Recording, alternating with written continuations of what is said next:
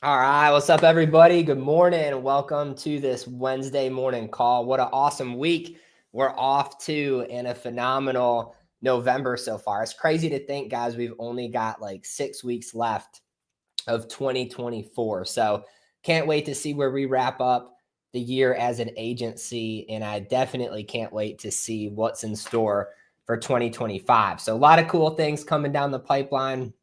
If you guys missed Alicia's post in the agency chat, the insurance toolkit is now free for you guys. So I know a lot of you have been utilizing that. It's a phenomenal tool to type in all your clients' medical, their prescription history, birthday, all that good stuff. And you can get a quote given to you, all right, from cheapest to most expensive for whole life insurance. And you can even switch it over to term insurance. So if you're not utilizing that tool yet, maybe it was due to the cost of it or whatnot, it's now a free resource for you. So just make sure that you text over Alicia your email and that you want to have that toolkit added, and we can get that in the works for you guys. So if you were paying on it already inside of our agency model with the discount code, you should not be getting charged anymore. So we're in the process of moving all that and getting it set up to be free for you moving forward. So make sure if that's a tool that you guys want, it's a really good resource for you in the house to make sure that your persistency is good, your placement's good, your policies are getting approved, right? There's nothing worse than going through a whole e-application process or a phone interview just to find out that your client can't qualify for what you thought. So definitely utilize that resource. It is a game changer for sure. And it's going to be free for you guys to help you out. So that's my little tidbit on the insurance toolkit. And jumping into today's call, this is going to be for all the newbies out there. I'm going to talk about objections and how to anticipate them, how to overcome them, and how to get it to where you're really out there just not getting objections. If you've ever rode with an experienced agent and you felt like the whole process, the whole sales presentation was super easy, I promise you that's just because of the time they have in the field. They've learned how to anticipate and overcome these things before they become an issue. And that's what I'm going to teach you guys on today's call. But before we jump into that, I want to give a huge shout out. Go to the agency chat and give a big shout out to Michael for hitting his very first promotion. All right. Not only did Michael hit his very first promotion here at FFA, he did it part-time while being full-time in the Air Force. So first off, Michael, thank you for your service to this country. And huge congratulations to you for being able to do a full-time job, actually more than a full-time job, and then being able to also go out there on the weekends whenever you get a free chance and help people out with their insurance. And even amongst all of that, you hit your first promotion. So super great job to you, man. That is a huge milestone to hit, and to hit it part-time is even more impressive. So Michael, congratulations to you, man. Everybody go to the chat and give him a big shout out for hitting that promotion. It's no easy feat. All right. If he can do it, guys, if you're a new agent with us, if Michael can do it, I know you can do it too. So we're going to have him on a call here in the days to come where we dive into how he was able to hit that promotion, even doing this part-time. So stay tuned for that. But Michael, great job to you, buddy. Guys, jumping into today's call, let's talk about this word. All right. The dreaded word of objections. Okay. Go to the chat and I want to hear from you guys. What are some objections that you've been getting out there in the field, all right, that have just been stumping you? Okay. I remember being a new agent and getting hit with objection and just being awful at overcoming them, right? I remember it seeming like it was so difficult. And then I would remember hearing something or seeing Alicia say something, right? And her presentation just seemed so easy, seemed like she wasn't getting objections. And so this is a evolution. Okay, guys, if you're a new agent with us in this industry, you don't know what you don't know, right? So you don't know what objections might come up, all right, until you get hit with them. But here's the key. There's only so many of them, right? There's only a handful of objections whether it's in this industry or any sales job that you're going to get hit with. And if you can learn to take those off the table, to anticipate them, all right, and move past them before they become an objection, you're going to make your life a lot easier. And the most important thing is you're also going to make the clients that you're serving, you're going to make that process so much better for them, right? Because these clients are intimidated, right? They have concerns, they have worries, they have doubts, they might have trust issues, they have insecurities, right? And if you can address those and not have to force them to actually say what those are, you just made yourself look like such a professional, and you made their life so much easier. You took a worry just completely off their shoulders because you addressed something that they might have been thinking that maybe they've not actually voiced out to you yet. So today's call is going to be just a heavy training into how to identify what objections are going to come up, and then how do you address those, move past them, right? So that you're helping your client out in the best way possible. So my first slide up here for you guys is to anticipate. What do I mean by anticipate? Guys, if you get hit with an objection at the door, on the phone, in the field, it's very difficult to overcome that if it's brought up to you. All right, but it's actually very easy to overcome any objection you're going to get hit with if you're the one that brings it up first. All right, and so inside the presentation, you have clues. All right, there's going to be clues at each door. There's going to be clues inside the house. There's going to be clues when you're on the phone, right, of what objections are going to come up. There's only a handful that you could really get hit with. And the more you can anticipate those, the better. All right, let's talk about on the door approach. What's like one of the number one door approach objections that you're going to get, all right, or even on the phone, okay? If you're dialing leads to sell on the phone, what's one of the biggest objections you're going to get hit with is the client doesn't remember what this is about, right? They don't remember what they filled out. Maybe they filled out a lead card, advertisement on Facebook, online. Maybe it was a week ago. Maybe it was a month ago. Maybe it was 2 years ago. All right. And they've never been helped. They don't remember it. Right. And so what do I like to do, guys? If you're working any kind of aged lead, all right, somebody that's just for whatever reason, an agent was never able to help them, never got in contact with them. Anytime I'm working an aged lead, I like to tell them, hey, there's a good chance that you don't remember what this is about, and that's okay, right? So if I'm at the door and I knock an aged lead and they open up the door and they're all surprised, right? I'm gonna say, hey, Miss Betty, I'm Ryan. I'm a local agent here in town. Hey, I know you probably don't remember filling this out regarding the final expense benefit information that you had asked for. No problem. I'm gonna explain it to you. I know it's been a while, but I'm going to go turn my car off. I'll be right back. I'm taking the objection and removing it. Okay. If you tell your client that they don't remember it, they don't have to voice, all right, their concern because you know what it is. All right. So think about that, guys. If your client answers the door and they are in their pajamas, right? It's their day off. They're relaxing. Or maybe they answer the door and they're watching their grandbabies and their grandkids are screaming and running all over the place and destroying the house. Use that, anticipate the objection that's going to come up, right? In that situation, probably the objection is, hey, it's just too hectic here right now, right? Say that before you get hit with it. Hey, Miss Betty, look, I know it's crazy over there. You must be babysitting. No worries. Don't worry about the hectic, right? I've got 4 kids myself. My house is just like that. Won't bother me at all. Let's go sit down and talk real quick, right? Anticipate those objections and take them off the table. Guys, you're not a punching bag out there in the field. And the reason a lot of agents struggle is because you sit out there like a punching bag, right? You just wait to get hit with the objections before you try to bounce back from them. You have to actively learn to anticipate what kind of objections are going to come up in each house. All right. When you're doing the presentation, okay, and you see that your client, okay, maybe they're elderly, right? Maybe they keep referencing that their kids handle everything for them at this point, at this stage in life. Guys, what's the objection you're going to get, right? You can't sell that person unless you have the kids involved, unless you have that power of attorney involved in it, right?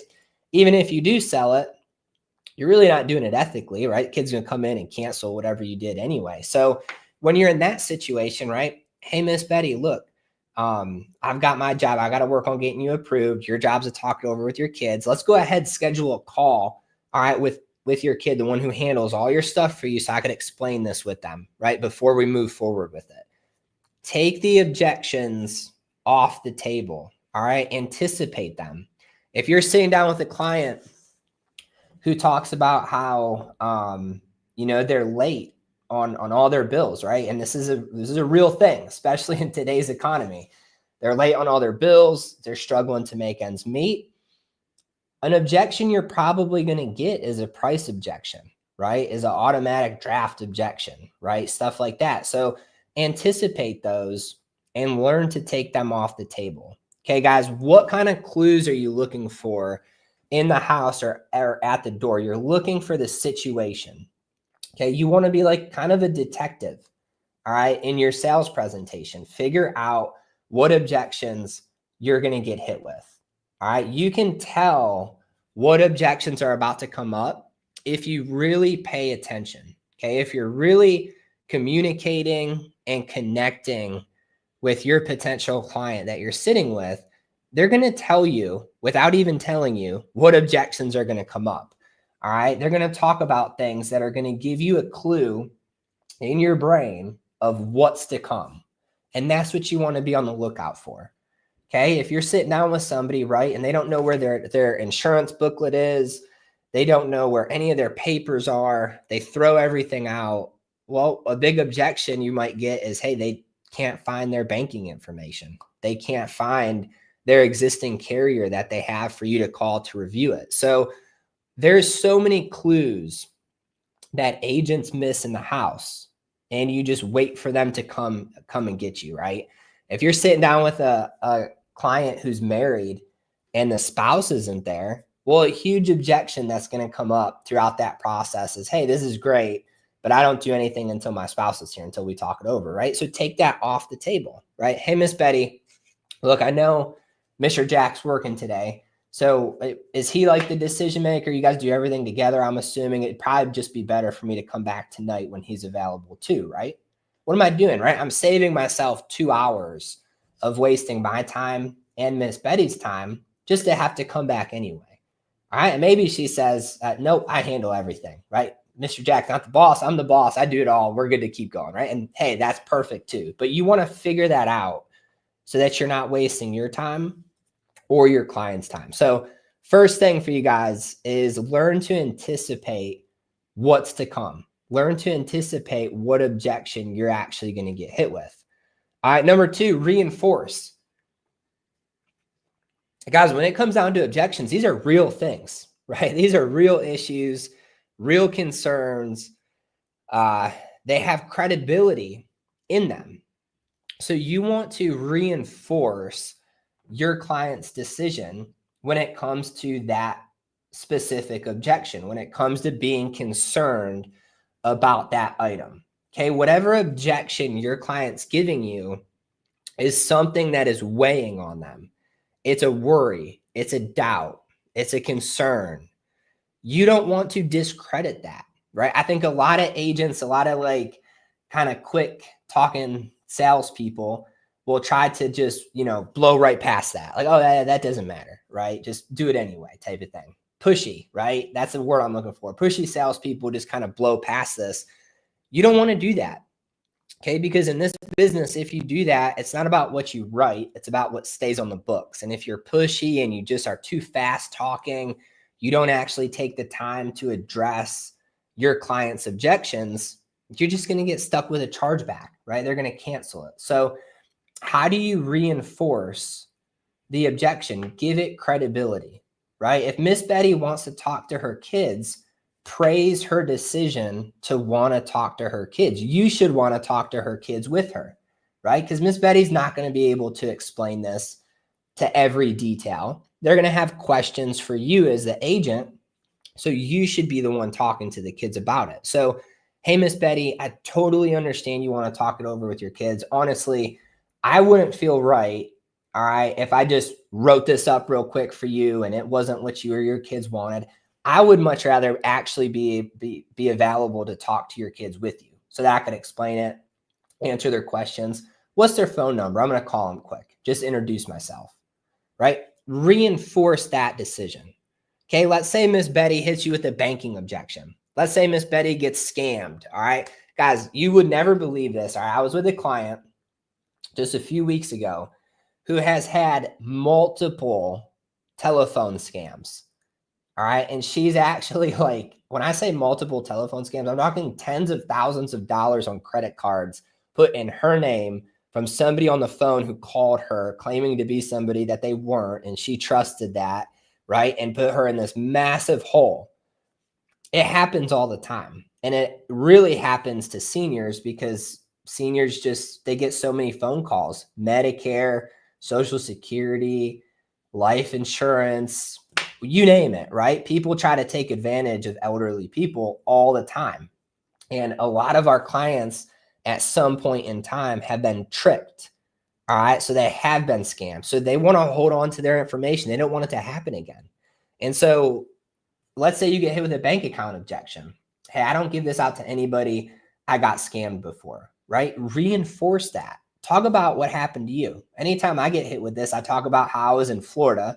We took the kids to Disneyland. I swiped my card through one of the gas stations, and the next thing I know, I'm getting charges from Connecticut, Rhode Island, Texas. I got like 15 charges from 15 different states in a matter of 10 minutes, right? Somehow my card got stolen at that gas station. It happened to me before. I talk about that stuff with my client. I reinforce that they are right for being concerned about what they're concerned about. And when they can see that, they know that I'm not trying to do those things. So they trust me, right? But if I just blew past that objection, I didn't reinforce the credibility behind them thinking that way, you're never going to get past the objection in the first place, right? So agree with your client, right? If they want to think about it, hey, that's no problem, right?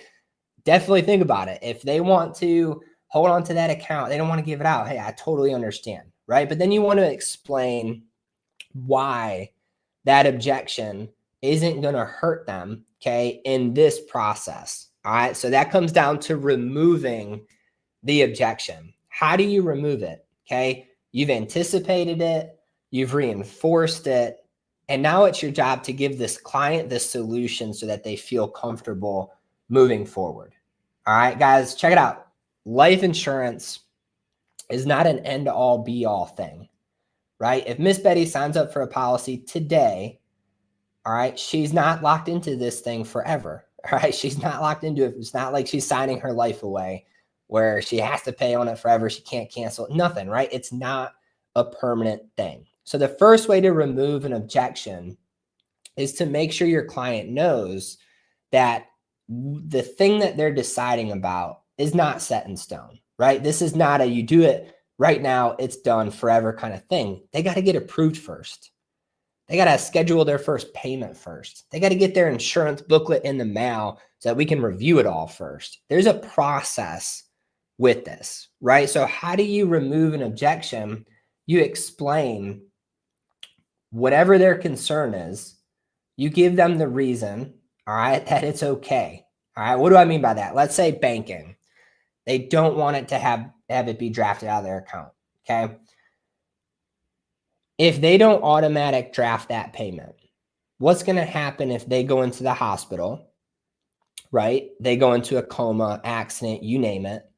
They can't physically call in their payment, send in a check. The plan lapses on them when they need it the most on their family. Okay, I got a phone call, I kid you not, yesterday from a daughter of a beneficiary. It wasn't even a policy that any of us here in FFA wrote. Somehow she found found our company online, and I don't really know how she got the phone number, right? But she called because her mother had passed away, and her mother was in the hospital, all right, went like for a long time.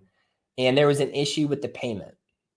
All right. And so there's a claims issue with it getting paid out because the payments weren't being made when she was in the hospital.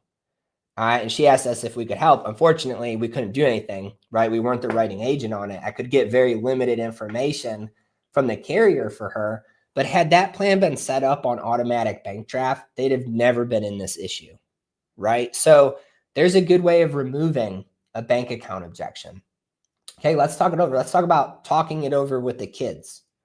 All right, how do you remove that objection? Guys, check it out. There's really nothing to talk about if that client can't be medically approved for the plan they're applying for. You might talk to the kids, schedule a meeting, go over all the good details of the policy, and then they get denied the next day and you got to do it all over again, right? So, hey, Miss Betty, why don't we do this? Why don't we get you approved for it first? Your first payment's not set up for 30 days away, where you got a month to think about it. But let's get you approved. Let's get the booklet. Once we get the booklet in like a week or two, let me come back over. I'll sit down with you and your daughter or your son and just go through everything. Make sure everything's right. Make sure it's exactly what you guys want. That way, when you're approved, we actually know we're talking about facts and not just a hypothetical situation. Is that fair enough? Right? They're always going to say yes. So remove the objection. Guys, if you don't remove it, your client's going to keep it. All right. Don't wait for your client to remove it by themselves. All right. If you just stand there awkwardly, they're not going to move forward with it. All right. So do your best at giving them a solution so that their concerns addressed, but that it also moves forward. Okay. Removing objections is very, very easy if you do it with a servant-based attitude, right? A no pressure, like, don't be pushy, right? Just no pressure. Just, this is just what I would recommend doing. If you were my mom, this is what I would do, right? I had a client one time, they were very hesitant on what they could afford for life insurance. Okay, this was the objection.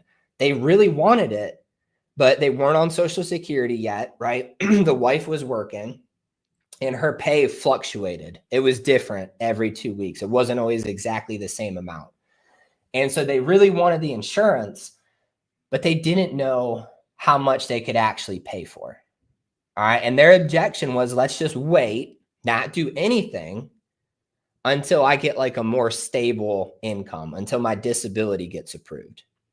All right. I said, hey, totally understand that you want to wait. I know you guys want the insurance, so that's not really the issue. You really want it, but it's the payment, right? You don't know if you could do a $15,000 benefit for $100 or you need to do $5,000 for $50, right? Depending on the month, I get it. It's totally different. So let's just do this.